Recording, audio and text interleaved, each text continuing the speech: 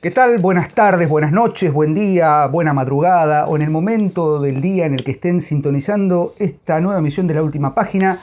Los saludamos, quien les habla, Diego Ortega, y a esta altura, qué adjetivo, qué apelativo más que ínclito, inmarcesible, incólume, impertérrito, no, insoportable, no, don Sebastián Porrini, el de Montesa, porque hoy nos vamos a poner, señoras, señores, Hispanos.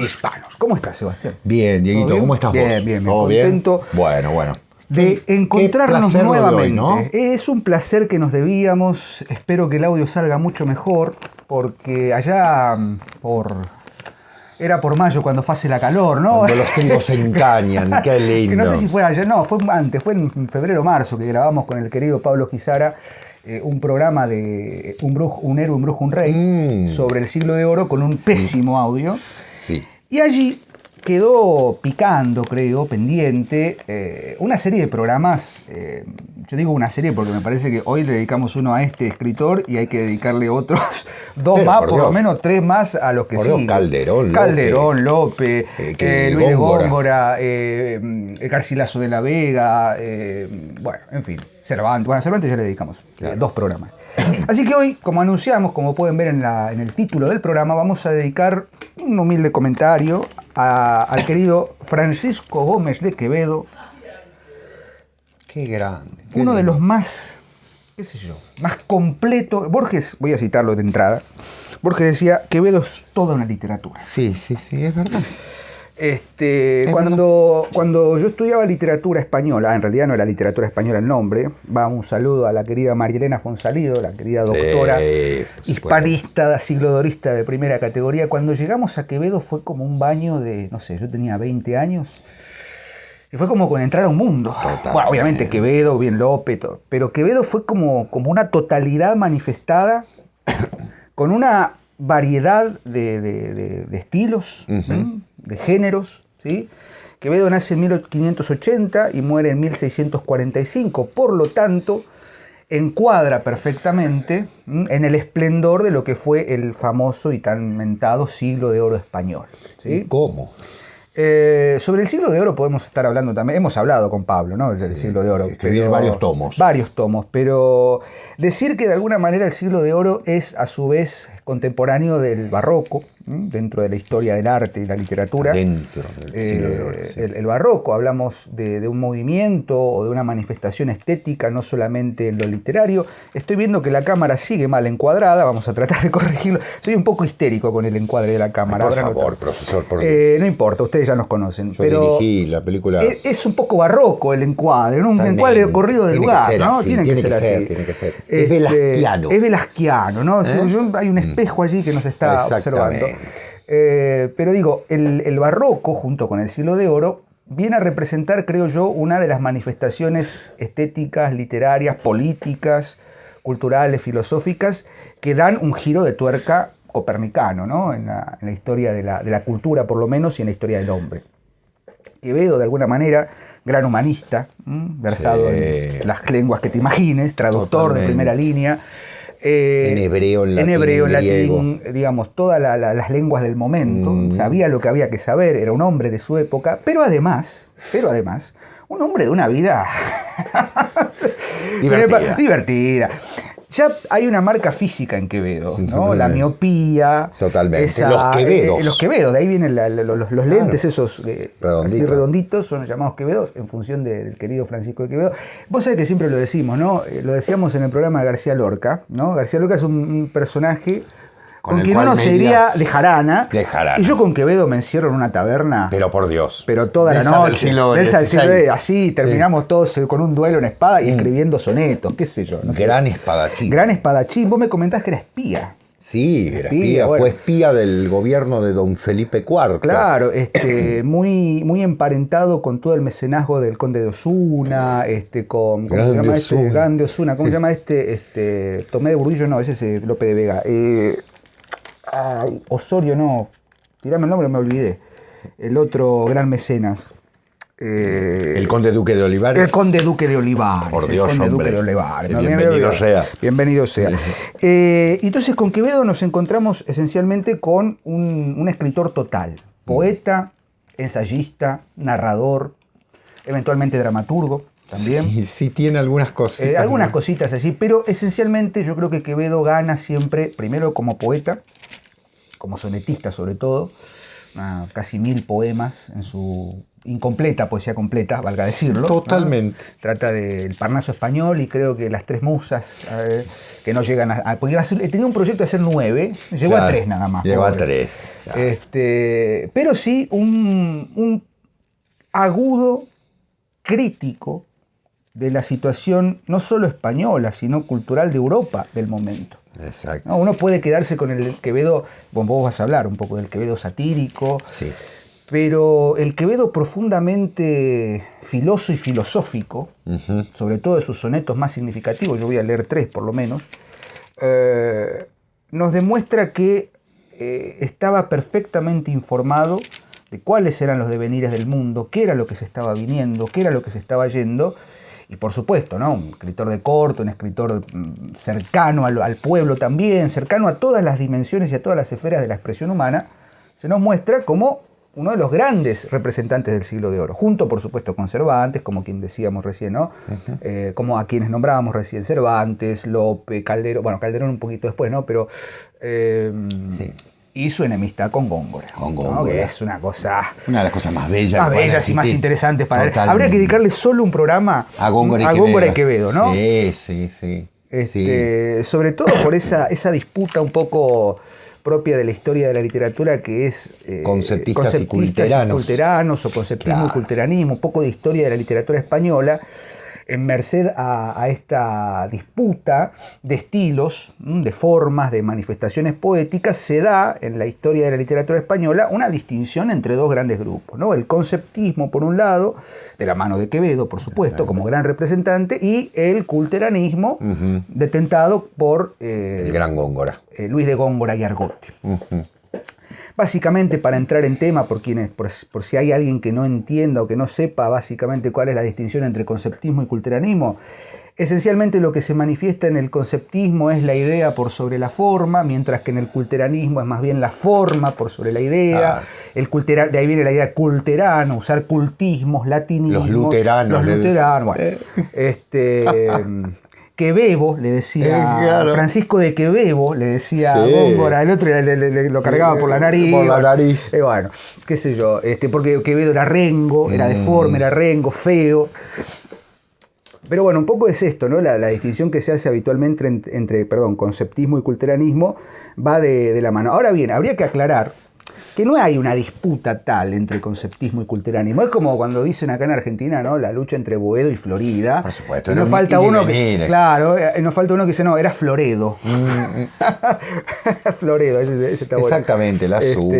O Boída. Claro. Floredo, Boída. Bueno, en fin. En rigor lo que hay que pensar es que tanto la poesía de Quevedo como la poesía de Góngora y la de Lope, inclusive, y la de Calderón, etcétera, confluyen en un mismo principio. Totalmente. ¿No? Que es convertir justamente las letras castellanas o pulir el oro de las letras castellanas hasta su máximo esplendor.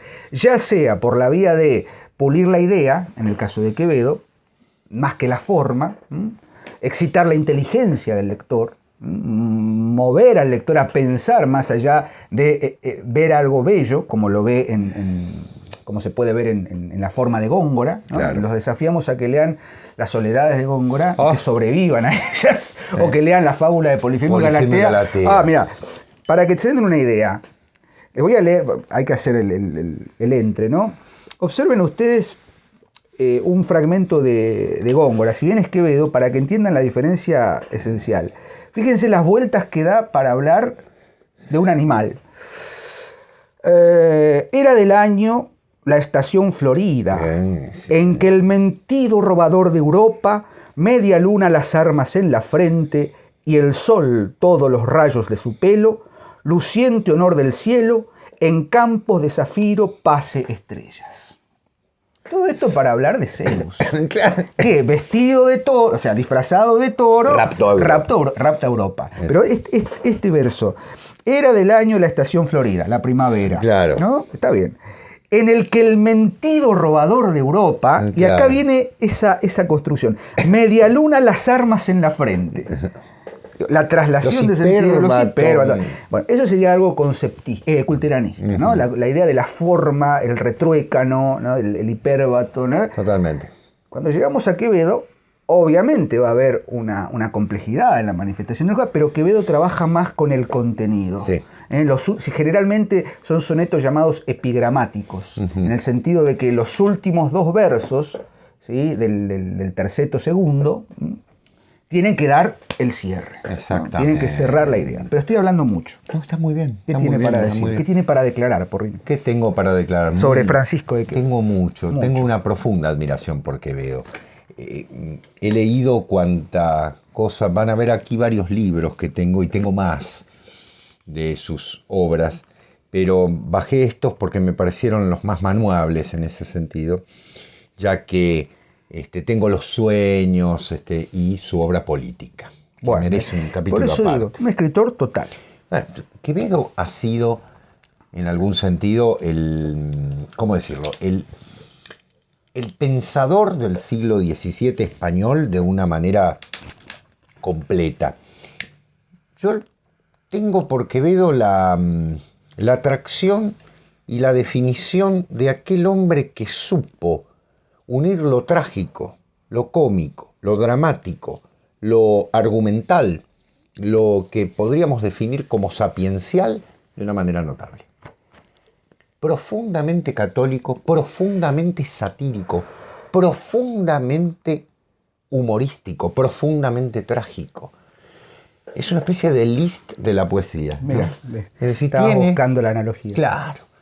Tiene esa cosa entre los dos mundos, ¿no? Bueno. Entre el mundo de lo, digamos así, el mundo de lo vulgar, que lo hace de una manera notable, el mundo de lo cropófago, por decirlo de una manera, ¿no? Es decir, cropófago y cropológico. Claro. Coprológico. Coprológico, exactamente. Todo lo que tiene que ver con lo desagradable y a la vez lo más elevado del alma, del espíritu, de la divinidad, ¿no? Solo hace falta leer sus posturas políticas en torno de lo que sostiene. Es un profundo defensor de la tradición de la España monárquico-católica, por decirlo de una manera, pero a la vez un humorista. Bueno, alguien dijo una vez que para ser un gran humorista tiene que ser un conservador absoluto para poder reírse, ¿no es cierto?, realmente del desastre que se genera en el mundo. Pero, sobre todo, la cantidad de anécdotas, que valga decir son falsas en la mayoría, pero que, si bien son falsas, la figura de Quevedo dio pie.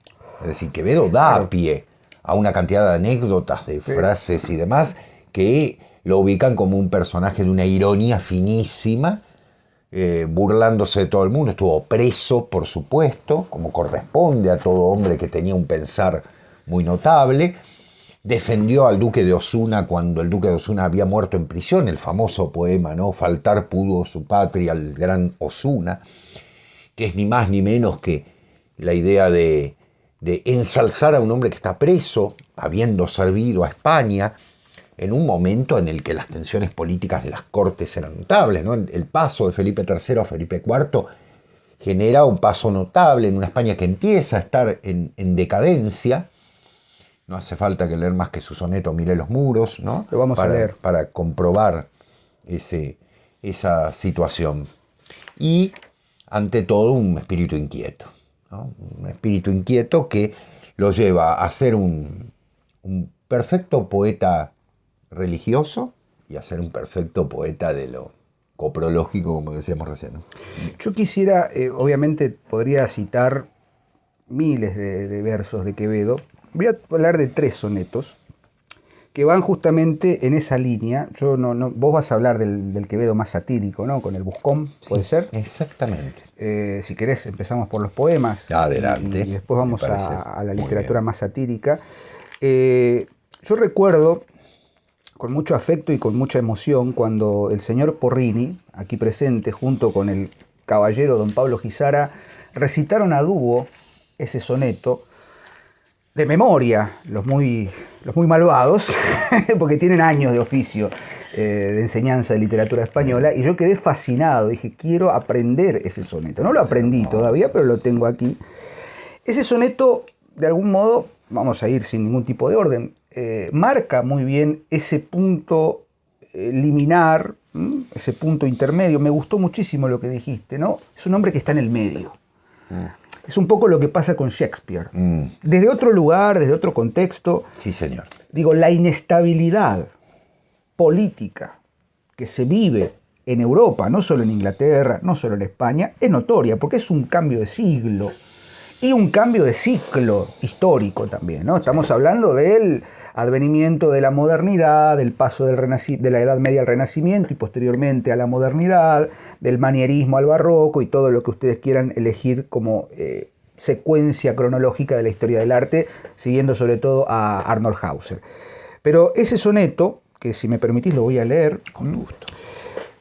Miré los muros de la patria mía, si un tiempo fuertes ya desmoronados, de la carrera de la edad cansados, por quien caduca ya su valentía.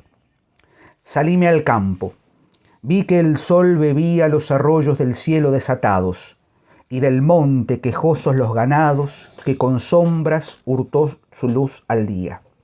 Entré en mi casa, vi que amancillada de anciana habitación era despojos, mi báculo más corvo y menos fuerte. Vencida de la edad sentí mi espada, y no hallé cosa en qué poner los ojos que no fuese recuerdo de la muerte. ¡Pum! Muchas gracias. ¿No? Así empezamos. Los arroyos del hielo. Del hielo. Desatados. Desatados. ¿Yo qué dije? No es del cielo. Del cielo, perdón. Del hielo. Bueno, dice hielo. Hielo, pero ahí hay otro problema también con las versiones, ¿no? Porque hay como no publicó, digamos, claro, su poesía con mucho, no la corrigió. Claro. ¿No? Es muy factible que haya alguna sin duda equivocación y alguna versión que, bueno, también obra como tema de la teoría, de la crítica literaria. Sí. Digo, ¿qué es lo que se escribe y qué es lo que queda? Pero observen esto, ¿no? Miré los muros de la patria mía. Ya hay una instauración de un pasado. Miré esto. Si un tiempo fuertes, ya desmoronados, ya están caídos. De la carrera de la edad cansados, por quien caduca ya su valentía. Cansados los muros, se van desmoronando. Ya estáis viendo esto. Como en la espalaje de Milton. Se va cayendo. Y aparte esta construcción sintáctica, salíme al campo, 2 puntos. Vi que el sol bebía. Vi que el sol bebía los arroyos del hielo desatados. Y ahí hay otro elemento, el hielo que se derrite, ¿no? Que es agua. La primavera y que es agua en estado sólido que se hace líquido, se va diluyendo. Que después de la nieve lo que queda es espantoso, ¿no? Y del monte quejosos los ganados que con sombras hurtó su luz al día. Virgilio Puro. Virgilio Puro. Entré a mi casa, otra vez, 2 puntos. Entré en mi casa. Vi que amancillada de anciana habitación era despojos. Ya. No queda nada. Es cuando el Martín Fierro dice, llegué y encontré solo la tapera. La tapera. ¿No? Hay una tradición poética, ¿no? Claro. De llegar al locus amoenus. Y está. Y ya no ser el beatus ille. No. Llegar al lugar que en algún momento me dio cierto grado de felicidad, digo, es una metáfora, por supuesto, digo, ¿qué es la casa? Es el reino de España. Exacto. ¿No? Mi báculo más corvo y menos fuerte. Ya está viejo. Es él el que está. Es él que está. Está viendo eso. La hipalaje perfecta. Y el segundo terceto, vencida de la edad sentí mi espada. Ya no tengo fuerza. Aparte de la construcción, vencida de mi edad, sentí la espada, ¿no? El hipérbato, ¿no? Sentí mi espada vencida. Por la edad. Por la edad. Y no hallé cosa en qué poner los ojos que no fuese, recuerdo de la muerte. Que no fuese. Es el círculo, ¿no? Empecé con un miré y no hallé cosa donde poner los ojos.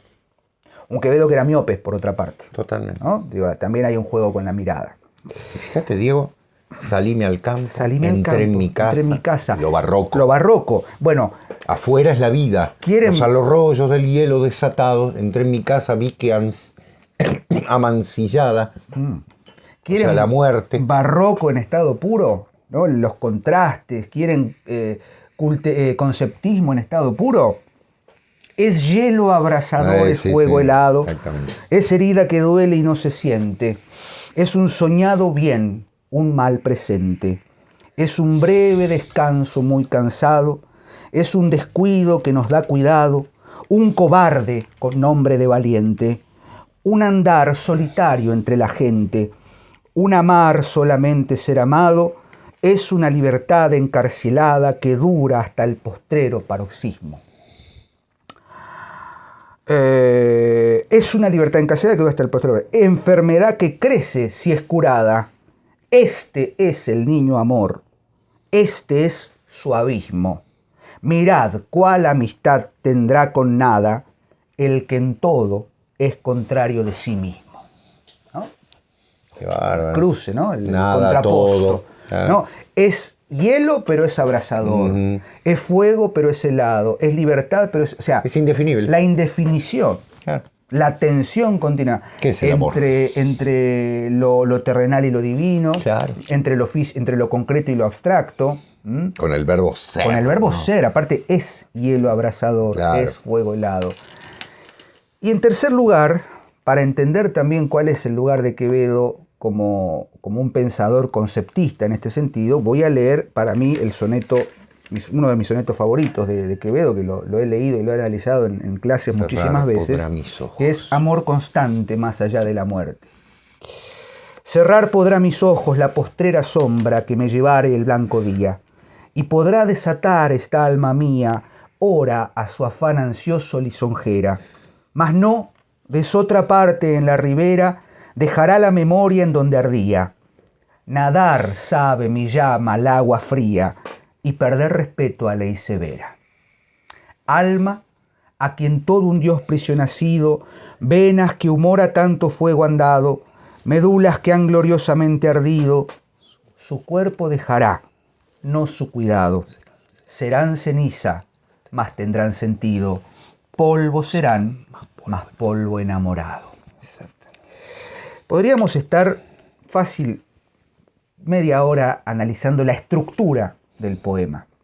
Yo lo he dicho en el programa del Siglo de Oro, me voy a repetir lamentablemente porque me lleva a pensar en lo siguiente.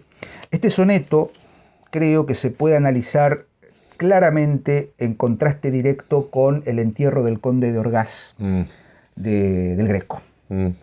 ¿Por qué? Porque este soneto nos ubica otra vez en ese lugar de indefinición, o por lo menos no de indefinición, sino de límites poco claros entre lo físico-corporal, del cuerpo que muere, y del alma que busca elevarse, y que progresivamente va abandonando toda condición física y concreta para convertirse en polvo, más polvo enamorado.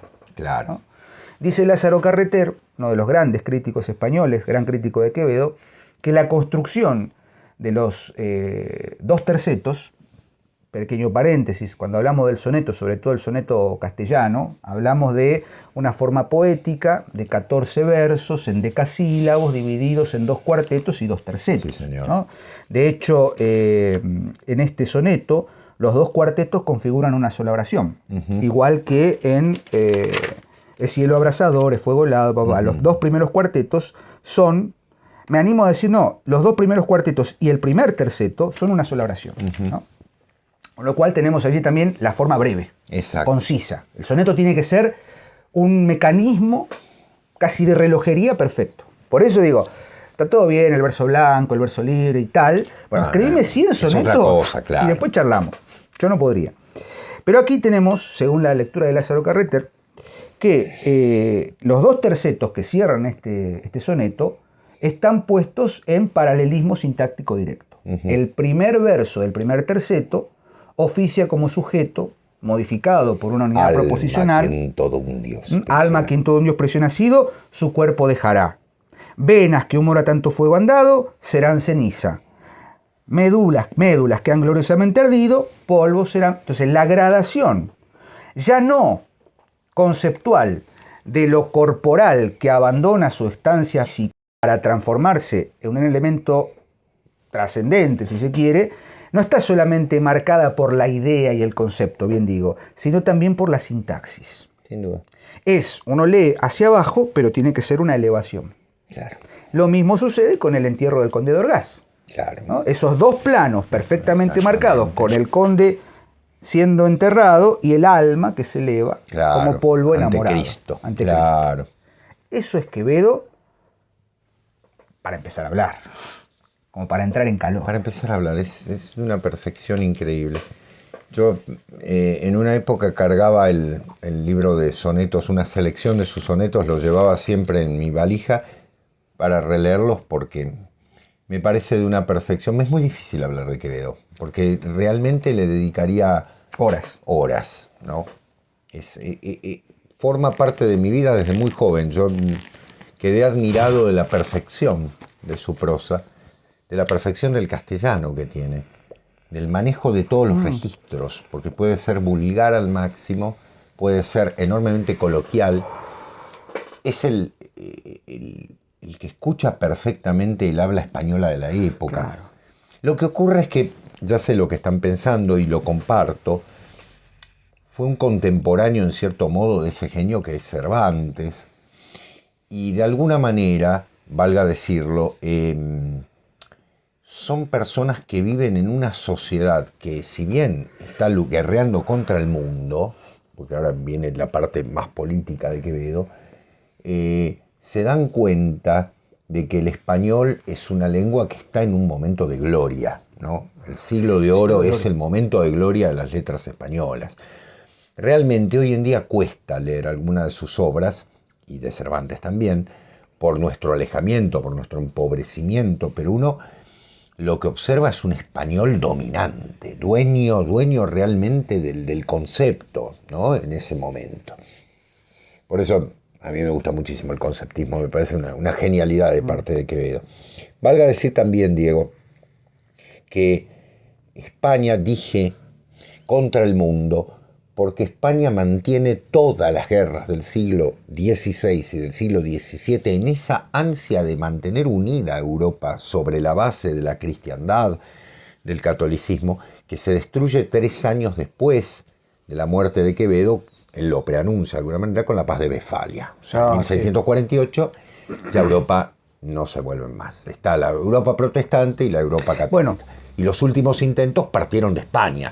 España fue de alguna manera ¿cómo decirlo? La caballería, la última caballería cristiana que hizo frente a todo, ¿no? Y por eso se agotó también. Por eso se agotó. ¿Qué es el Quijote? Claro. De alguna manera también, sí. ¿no? Es el canto, no sé si el canto, el cisne, pero es... Es que solamente un español se podía volver loco queriendo ser un caballero en el siglo XVII.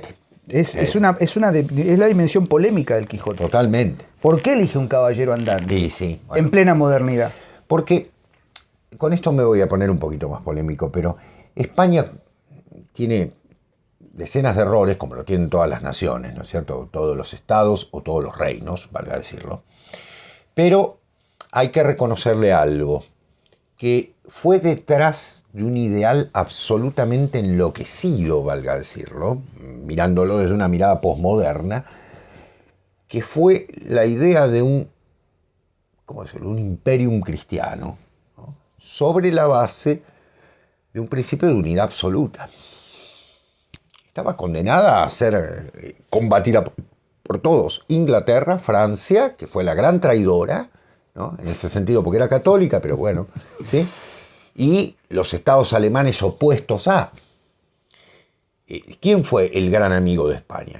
Y Austria, porque sin duda, ¿no es cierto?, la familia, la idea de los Austrias gobernando en España y los Habsburgo en Austria, es el momento de... Ahora, eso se termina. La paz de Westfalia viene así, señores, la religión es la del príncipe, punto. O sea, ya está. Es decir, ya está. Ahí empieza el fin. Empieza el fin de un sueño que era una unidad. Eso era mejor, pero un ideal. Tranquilos. No estoy diciendo que un paraíso perdido. Porque, a ver, en política no existen los estados ideales. ¿Sí? Eso siempre lo digo. Existen los estados reales. Lo único que había un proyecto de mantener una Europa unida. Esa Europa se quebró. Bueno, 300 años después lo van a pagar con una guerra en la que se hicieron pomada todos, ¿no? Pero... Una adenda. Sí, no olvidemos también que España tenía que mantener las colonias. americana. Era un ir y venir, O sea, ¿no? digo, América mantuvo. sí, ir y venir. Financió las guerras. Pero ahí también hay otra cosa. Las guerras de Carlos V, Sí. Diego. Carlos V reinó de 1516 a 1554, si no me equivoco, bueno, en el 56, si no me equivoco, con Juste. Bueno, estamos hablando de 40 años, vamos a redondear, 40 años, de los cuales 39 se los pasó a caballo. Sí. Estuvo en guerra constante con Francia, por el Giardino de Europa, no nada menos, el Ducado de Milán, Piacenza, todas las grandes, en Alemania, siempre en guerra. Sí. Felipe II, su hijo, tiene que mantener la guerra con Inglaterra y le sale pésimamente. Por suerte gana, ¿no es cierto?, la guerra, la batalla de Lepanto en ese sentido, y frena los avances turcos porque ya era el fin, ¿sí?, en ese sentido. Pero bueno, es una España que sale a matar o a morir, ¿no? Los tercios españoles eran admirables, ¿no? Bueno, en fin, pero nos hemos... Y ahí está Quevedo. Ahí está Quevedo. Ahí Quevedo pone la cuña. Bueno, Diego adelantó algo que estuvo muy bien. Fue espía. Sí, fue espía en Venecia.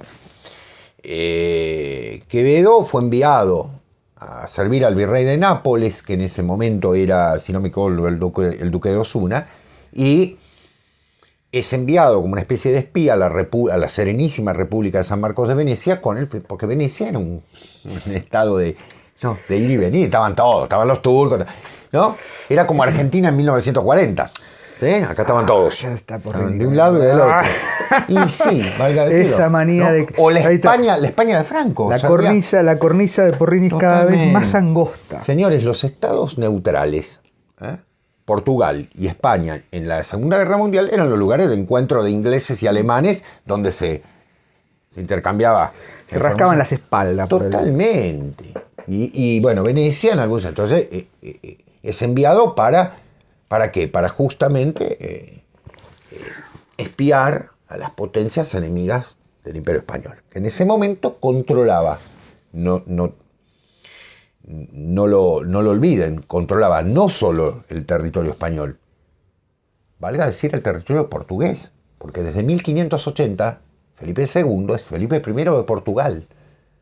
Luego de la muerte de Sebastián, el rey Sebastián, queda su tío, Enrique, el cardenal, muere sin descendencia, como corresponde a un cardenal, bueno, por lo menos. Y sigue, y no hay heredero. Entonces, ¿quién pide la corona? Felipe, que es hijo de una portuguesa. Se arma una pequeña guerra hasta que Felipe, con una inteligencia máxima, dice: 2 coronas en una cabeza. O sea, no voy a unir. Portugal es Portugal, España es España, yo soy el rey.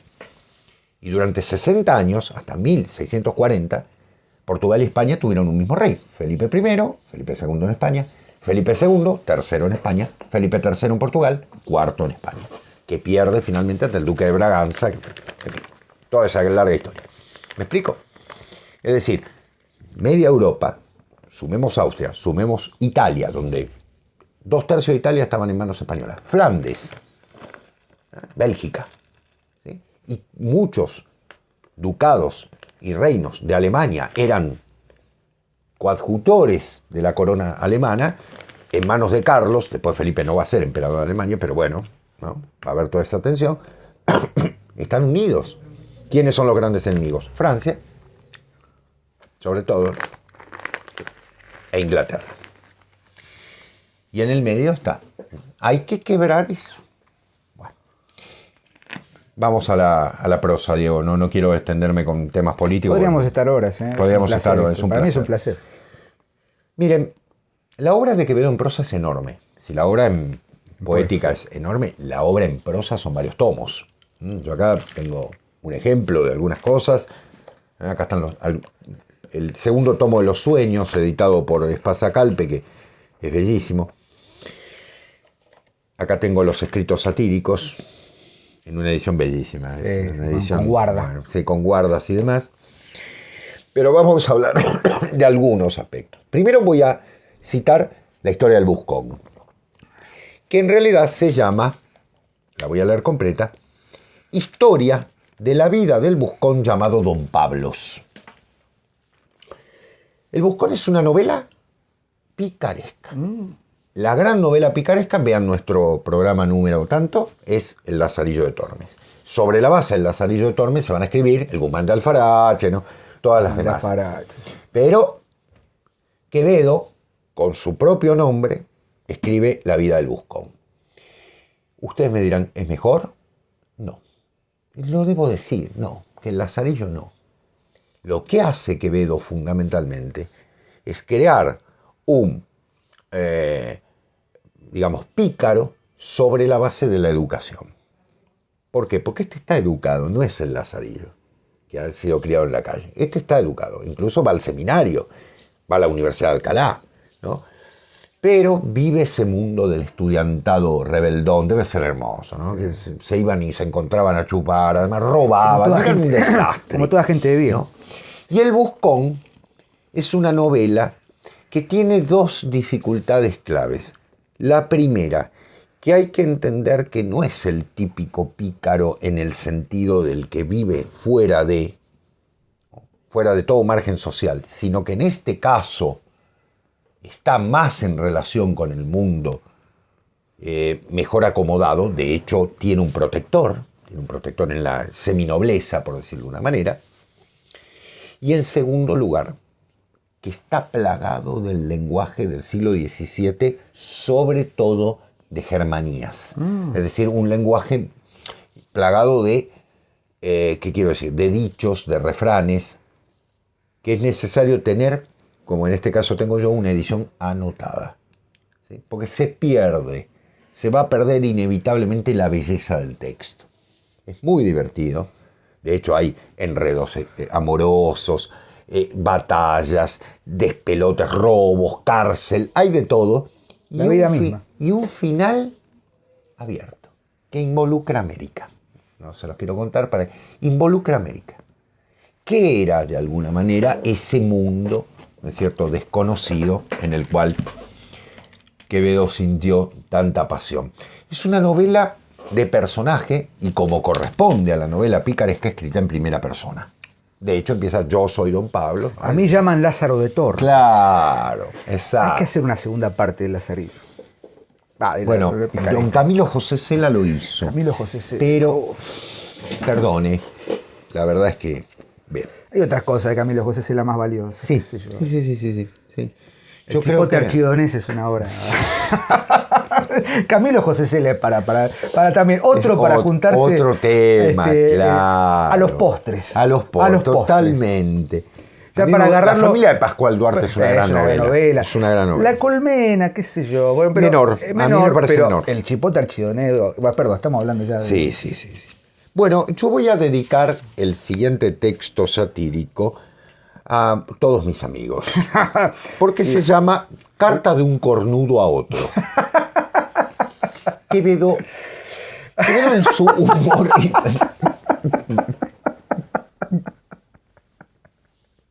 Bueno.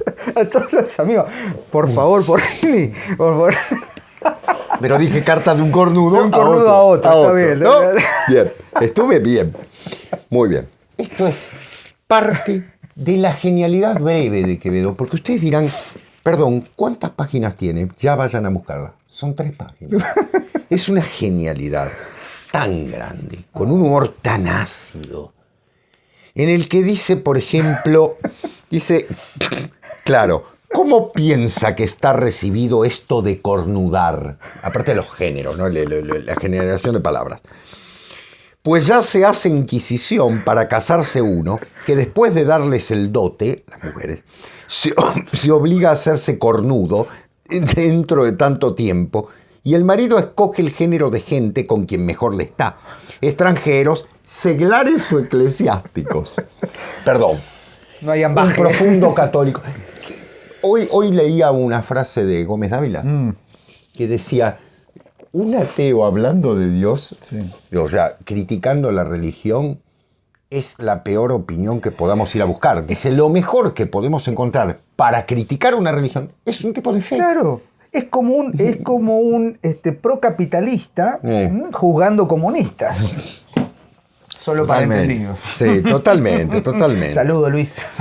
Y ha de llegar el tiempo en que han de usarse en España con maridos y se ha de llamar junta de dos desposados y vacadas los barrios. Vacadas, qué genial, ¿no? Aunque con la sobra de mujeres se ha cogido tanto cornudo estos años que valen a huevo. Valen a huevo, no valen nada. No vale nada. Entonces le dice, media España es cornuda.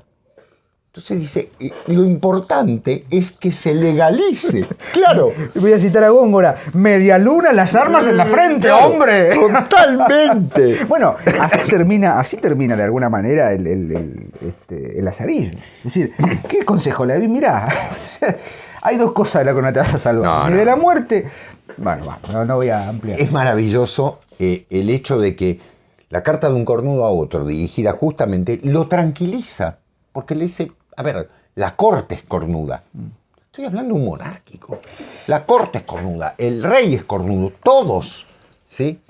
Bueno, hace unos años, lo voy a citar porque es una anécdota personal y algunos de los suscriptores fueron alumnos míos en esa escuela.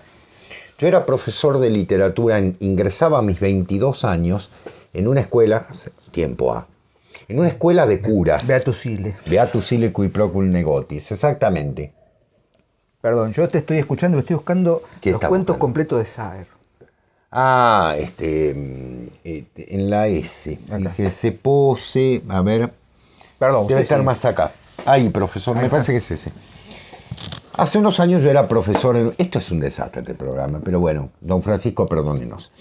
E ingresé a la escuela, en un colegio de curas, unos curas muy particulares, Dios los tiene realmente en el paraíso, ¿sí? Eran unos genios. Y yo tomo literatura de cuarto año, que era literatura española. Llego al siglo XVII y les leo a los chicos, les doy copia de un texto que es el siguiente. Gracias y desgracias del ojo del culo. Ay, Dios mío. Dirigidas a doña Juana Mucha, montón de carne, mujer gorda por arrobas, esto parece un chiste de Marcelo Verón, escribió la Juan Sombra de Lamas, horno. el del calzón cagado, el del camisón cagado. Bien, ustedes dirán qué ofensivo se puso el profesor Porrini, qué de mal gusto. Yo les conmino a leer una de las obras más perfectas de la lengua española. ¿Por qué? Porque Quevedo hace en este texto una justificación del maltrato que recibe el culo, perdón por la expresión, en tanto, dice, siempre se lo golpea, se lo maltrata, dice, ¿cuándo? Es un ente fundamental. ¿Qué ocurrió en esa escuela, mi anécdota? Entra el cura, el hermano Leovigildo, uno de los hombres, Leovigildo. Leovigildo, de Totalmente Argensola. el gran rey, ¿no? De Argensola. Y el hermano Leovigildo, los alumnos lo miraron así. Dijeron, se terminó el contrato del profesor Porrini. Yo seguí, porque el hermano Leovigildo era castellano, de Burgos, hombre de Burgos. Seguí leyendo. No me interrumpió. Se sentó en una silla y me escuchó. Cuando terminó la clase dije, ya me echa, ¿no? Terminé el texto y quise explicar. Se para Leovigildo y me dice, Sebastián, ¿de dónde has sacado ese texto? Le digo, lo tengo aquí, muestro. Por favor, hazme una copia, porque lo he perdido. Me dice, lo he perdido y me parece una de las joyas más grandes de las letras españolas. Los chicos se quedaron mirándolo, como diciendo, Claro, como un pero- cura, y dice, Mira. ante todo soy español. les Totalmente. dijo. Y Quevedo es lo más grande. Y segundo, era un gran autor Mira. cristiano. Dice, y si me permites, ¿puedo explicar algunas cosas? Le digo, va a ser un honor, porque mucho más un español puede dar. Y empezó a releer el texto y a analizarlo. Con lo cual, para mí fue un goce. Nunca te echaron. Jamás, al contrario. Bueno. Me lo pidió, Ahí está, me dijo, pero- qué bien que les enseñes esto a los chicos. Dice, porque un genio, solo un genio escribe sobre un tema como es el culo. Porque vos decís, ¿qué puedo decir? Más que barbaridades. Quevedo escribe 7 páginas donde analiza, yo les los conmino a leerlo, donde analiza al final, ¿sí? Primera desgracia. Va nombrando las desgracias que sufre, son en total aparte de los números, nona le pone, es divino, es divino. Es Quevedo. Es para amarlo a Quevedo. Última, son 17 desgracias, el número 17, ¿no? 17 desgracias que vive el culo, dice, y no es justo. Dice, ¿por qué ojos tenemos dos? Dice, pero es maravilloso. Yo lo leería completo, pero realmente no puedo. Y el tercero, si me permiten, ¿sí? Y después lo dejo a Diego porque estoy es La culta latiniparla. La culta latiniparla es un texto de apenas 15 páginas, por decirlo de una manera, que es el catecismo de vocablos para instruir a las mujeres cultas y hembralatinas. Señoras y señores, si la corrección política tenía algún límite, lean a Quevedo, lean La culta latiniparla. Molière escribió Las preciosas ridículas, burlándose del preciosismo de las damas francesas que supuestamente hacían un salón, le salonière, ¿no? Para hablar de literatura. Bueno, Quevedo se burla del uso del latín en la vida cotidiana de personas que no lo saben. Mujeres hembralatinas. O sea, ¿cómo? Hembralatinas como para síntesis, ¿no? Eso totalmente. Burlándose fundamentalmente de los términos. Por ejemplo, dice, ¿cómo llaman las cosas? Dice, y porque la palabra gota es muy fascinerosa y para los oyentes abunda de cosquillas, si se ofreciere decir, deme una gota de agua o deme 2 gotas de vino, diga, denme una podágara de agua o denme 2 podágaras de vino. Al nudo ciego llamará nudo rezante, al queso cecina de leche, al escudero llamará manípulo. Bueno. Eso, o sea, es Quevedo. La falsa cultura, ¿no? Sí, bueno, estamos hablando del siglo XVII. La corrección política. No. Ya está. Y para terminar, Diego, si me permitís, los libros políticos, pero muy breves. Yo les recomiendo, cuando tengan un tiempo, leer Política de Dios y Gobierno de Cristo. El título ya de por sí, ¿no? Política de Dios y Gobierno de Cristo. Ahí nos ponemos serios. Quevedo aconseja lo que él no hace. Lope de Vega, en su manual para la escritura de comedias, dice lo que él no hace. Eso es lo barroco. Exactamente. ¿No? Es cielo abrasador, es fuego helado. No puedo definir. No lo puedo definir. Pero en Política de Dios, Gobierno de Cristo, uno tiene la sensación de que Quevedo piensa en un modelo político que tenga las características de lo español para llevarlo a Europa. No hay que europeizar a España, hay que españolizar a Europa. Ese es el modelo que tenían estos señores. Tan orgullosos que obviamente frente a una Europa que se los quería comer crudos, tenían que caer. Pero Quevedo dice, esta nación que ha dado su sangre para esto, que luchó con la reconquista, que llegó al descubrimiento de América, que convirtió a una Europa unida bajo un solo cetro, tiene que ser el modelo de algo decisivo. Es el espíritu de el decisionismo. Exactamente. Por eso, Política de Dios, Gobierno de Cristo. ¿Cómo se hace un gobierno cristiano? ¿Sí? Obviamente, no podemos pensar en paraísos, no podemos pensar en ideales, menos en utopías. Las utopías son monstruosas. Pero valga decir que Quevedo, como un hombre real político, como se dice hoy en día, ¿no? O como se dice desde hace unos cuantos años, un tipo metido en la política, dice, ¿qué es lo que tiene que haber? España va a morir por su propio orgullo, es verdad, pero va a morir de pie sobre la base de un convencimiento.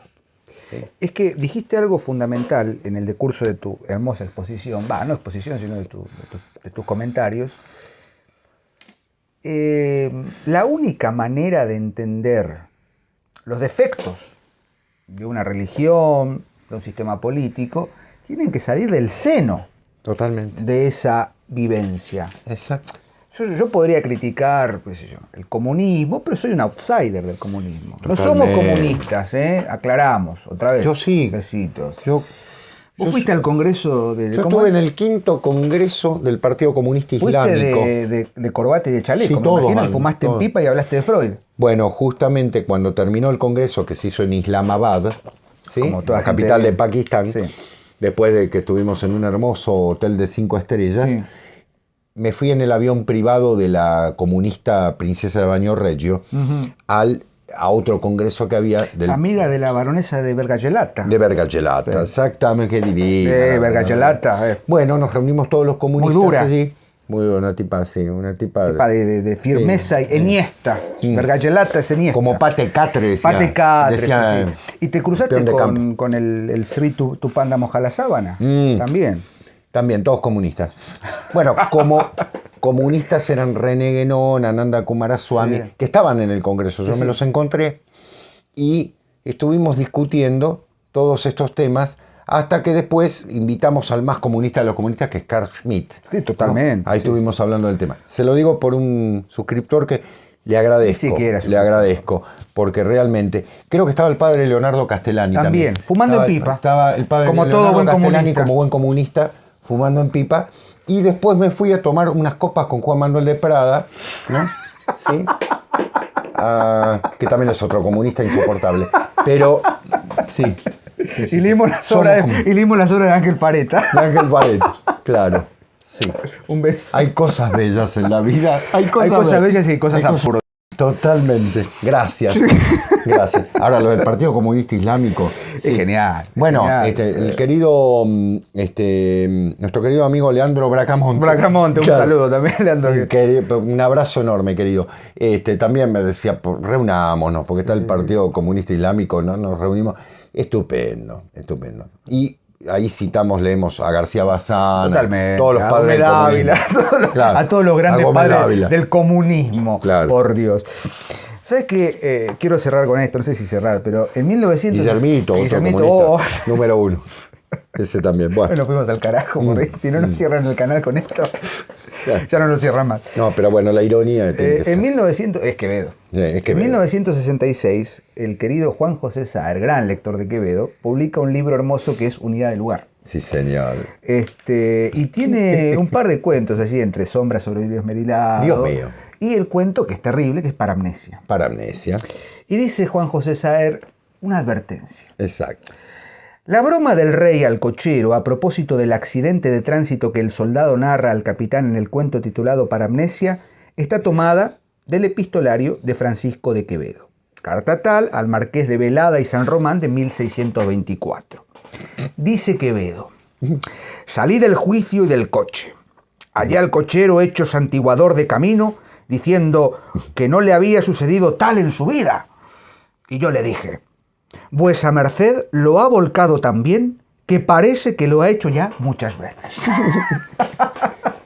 Quevedo. Es eso. Es eso. Quevedo Es toda una literatura. Sí, señor. Como dice Borges, ¿no? Citando Yo al maestro. conmino a leerlo. Yo sé que a veces puede resultar difícil por el español del siglo XVII. No, bueno, pero hay es ediciones un- anotadas, qué sé yo. Exacto. Los sueños son otra obra genial. Pero Marco Bruto es los otra obra sonetos genial. satíricos a Góngora, Bueno. las contestaciones. Yo me acabo de matar de risa con los títulos. Con los títulos, yo no quise seguir leyendo Quiromancia o arte de adivinar por las rayas de las manos en un capítulo breve. Claro, ¿viste? Claro. Entonces toma todas las bestialidades que se dicen y luego, como sabe muy bien griego, hebreo, latín, francés, italiano, les digo las lenguas que sabía: portugués, Francés. inglés. Quevedo se da el lujo de crear palabras. Hay un soneto que yo nunca lo pude entender porque está escrito sulquivagante pretensor de Stolbo. Es un juego de palabras en torno de términos griegos. ¿Cuántos años antes de Joyce, no? Claro. Me tiro tierra a mí mismo. Bueno. Pero bueno, Qué maravilla. yo quiero cerrar con una arenga. Viva la última página. Yo soy feliz con esto. Y Porque bueno, uno... es de alguna manera, yo no voy a decir la consabida frase, recuperar la... No, la literatura. Sí. Primero la literatura.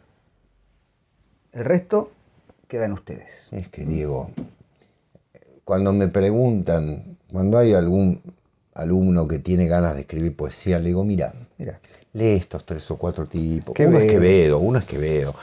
Te enseña a escribir poesía, te enseña a pensar. Gratis. Primero te enseña a pensar. Sí. Después escribí. Sí. Cerramos, ¿te parece? Totalmente. Podríamos estar hablando horas de Quevedo. Invitamos a que lo lean. Francisco de Quevedo. Humildemente hemos tratado de hacerle justicia. En una hora no podemos hacerlo, pero aquí estamos.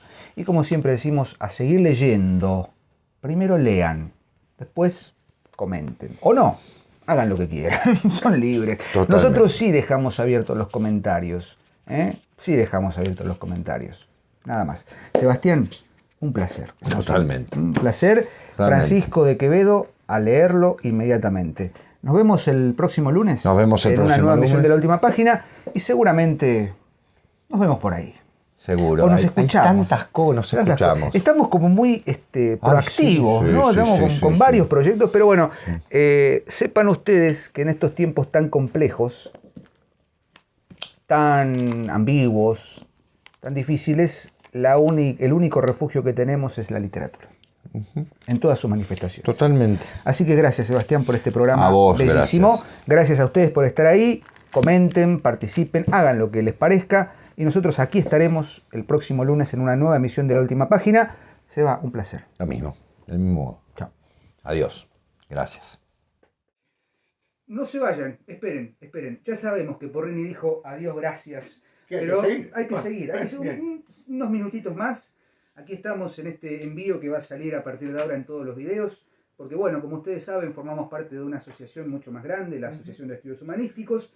Pero además, gracias a la iniciativa de 2 miembros de la asociación, en el año 2019 se fundó la editorial independiente Sofía Casa Editorial. ¿Sí? Hemos hablado de las producciones de Sofía. Buena parte del catálogo la pueden encontrar en la revista, que tienen el link para suscribirse siempre abajo. Pero hoy, humildemente, queremos hacer autobombo. Muy bien, Porrini, muy bien. El inmarcesible, el ínclito Porrini. Estoy aprendiendo. Aprende, sí, vamos a hacer autobombo. Cambiamos el enfoque de la cámara porque queremos que se vea un poquito lo que hemos estado haciendo desde el año 2019 con el querido Sebastián. Independientemente de que el catálogo de Sofía Casa Editorial tiene muchas más publicaciones, hoy y a partir de ahora, todos los lunes y tal vez los jueves, cuando salga un video del canal ADTV, vamos a informarles, recordarles. Nos lo pidieron. ¿Quieren saber dónde están los libros? ¿Cuáles son los, por ahora, 4 libros? Uno en coautoría, otros 2 escritos por Sebastián y 1 escrito por mí. Así que si querés, Sebastián, bueno, empiezo por el de coautoría. El de coautoría es Cuando los dioses habitaban la tierra. Cosmovisiones míticas griega, nórdica y maya. Fue un placer escribirlo con Diego. Sí, después de muchos años. Compartimos el trabajo y el amor por la mitología. Está en Sofía Casa Editorial. Publicado en 2019, febrero de 2019. 2019, exacto. Es el primer libro. Segunda edición. ¿Sí? Segundo libro, voy a hablar yo de mi libro. ¿Querés que hable yo? Hable usted de mi libro. Muy bien, voy a hablar del segundo libro en este caso y todo el resto es silencio. William Shakespeare en 5 actos, del querido Diego, ¿sí? Del innombrable Diego. Se saca las ganas. Exactamente. Que es un libro dedicado a Shakespeare, a los aspectos más literarios, simbólicos de la obra de Shakespeare. Se trabaja, por eso dice 5 actos, 5 obras, tragedias, comedias, dramas y demás. Ideal para los docentes, debo decirlo, y para el bolsillo del caballero. Bien. Y de la dama. Muy bien. Voy por el tercero que ha sido publicado por Sofía Casa Editorial, este libro que es hermoso, El sacrificio del héroe, que tuve el honor de prologar allá por el año 2015, la primera edición. La primera edición, tanto ya. No, apagó la luz. El fútbol mítico, no pasa nada, nada porque me estoy quedando, no importa. Se ve bien acá El sacrificio del héroe. Este es el estudio que hizo Sebastián Porrini sobre, efectivamente, la figura del héroe trágico. ¿No? Es un estudio muy concienzudo y muy profundo sobre el fenómeno de la tragedia ática en el siglo V a.C. y con todas las derivaciones posibles del mitologema del héroe. Es un libro que ha sido reeditadísimo. Tenemos el honor de que Sofía Casa Editorial lo haya recuperado. Sí. Y aquí está nuevamente El sacrificio del héroe. Y recién salido del horno, Ese sí, tenemos ese está calentito. Los Otros, cuya primera edición fue española, Sí. por Matrioska. Ya Matrioska. vamos a hacer un spot sobre Matrioska. Los Otros, la metafísica operativa en los siglos XX y XXI. El libro de Sebastián Porrini sobre 21 pensadores, 21, De Guenón a Calazo. de Guenón a Calazo, ¿no? Desde símbolos fundamentales hasta la improbatarea. Un libro magnífico para entender qué es esto del tradicionalismo, qué es esto de la tradición que tantas veces hemos expuesto en la última página y que aquí está resumido, no, ampliado, y es una invitación a seguir leyendo. Humildemente queremos invitarlas a que lean el catálogo de Sofía Casa Editorial. Y bueno, nosotros como grandes lectores que somos, también plasmamos nuestras lecturas en estas humildes obras. Y va a haber más. Hay muchos proyectos en carpeta, pero ahora, esto es lo que tenemos publicado tanto Sebastián como yo, Conductores de la Última Página, de Con el Hilo de Ariadna, y por supuesto también está publicada, hay varias novelas publicadas de Pablo Gizara, hay antologías, hay novelas de otros autores nobles de San Miguel. Así que invitamos a que se metan, o que manden un mail en realidad a sofiacasaeditoriales@gmail.com, o bien pueden comunicarse con nosotros y haremos las mediaciones correspondientes para que se hagan de estos libros. ¿Qué podemos decir? Gracias. Gracias. Y esta es la invitación a seguir leyendo. Nos vemos en un nuevo programa de La Última Página, en Con el Hilo de Ariadna, o en cualquier circunstancia que sea. Ahora sí, adiós, gracias.